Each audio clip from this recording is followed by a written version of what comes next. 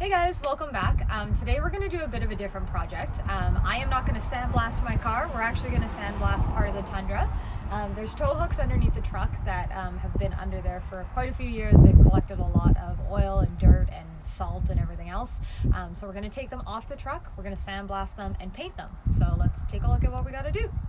Okay, so there's two tow hooks underneath the truck and they're held on by two 17mm bolts. So we're going to take the impact and actually get them out of there because they're pretty stuck.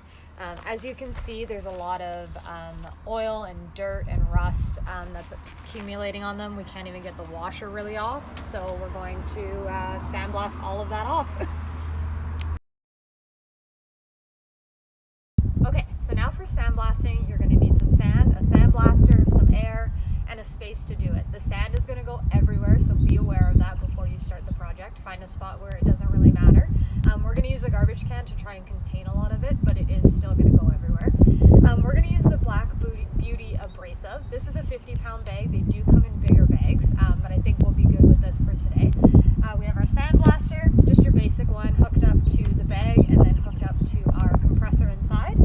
We have obviously the tow hooks, which we're going to sandblast, and the PPE. So I'm going to bundle everything up and start sandblasting.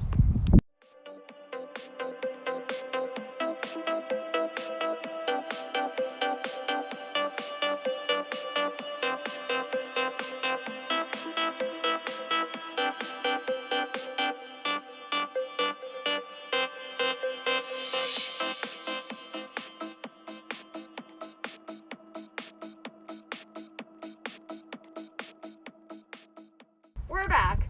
So we tried 3 different types of goggles, and ski goggles were the only thing that worked well. So as you can see, we have kind of a before and after. This one is sandblasted and is down to raw metal again. This one still has a lot of rust and dirt left on it. So we're gonna do round 2. It does get everywhere. It's in my pockets, it's in my hair. Bundle up. Okay, so now we have them hanging from the tree. We're gonna do one last coat of acetone to get off any extra oils or anything like that, and then we're gonna start painting. We are using the VHT Wrinkle Plus Paint this time, so it's a little bit different than what we've been using in terms of like Plasti-Dip and spray paint for the calipers.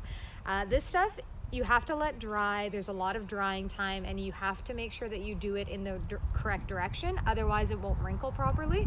So the bottle says first vertical, then horizontal, and then diagonal, and allow 2 hours in between to let it dry. We're going to use a heat gun to hopefully let it dry a little quicker, but it is going to take some time to actually wrinkle. So.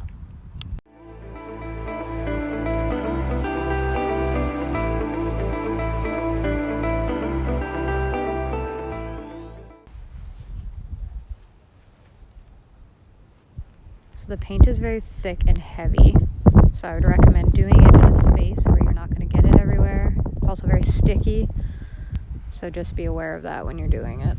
But it looks good. It's super bright. I'm excited to see it wrinkle. Hey guys, so it is the next day. We allowed the paint to dry overnight just to make sure that it was dry, and upon touching it this afternoon there were still a couple of spots that were a little bit tacky and wet.